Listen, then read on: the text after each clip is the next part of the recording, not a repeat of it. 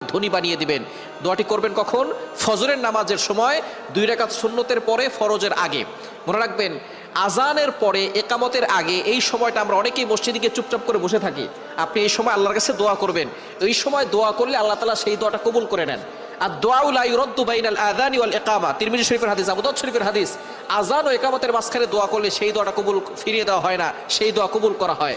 আপনি যখনই যেই নামাজে মসজিদে যাবেন, আজান দিয়েছে, একামত হতে একটু দেরি হয়, আপনি সুন্নত পড়ে চুপচাপ বসে থাকবেন না, গল্প করবেন না, আপনি আল্লাহর কাছে দোয়া করবেন। আল্লাহ তাআলা আপনার সকল দোয়াগুলো কবুল করবেন।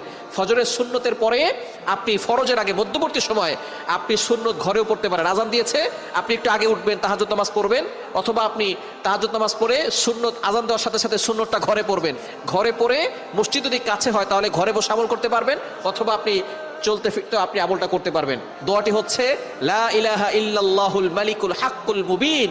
এই দোয়াটা যদি আপনি পড়তে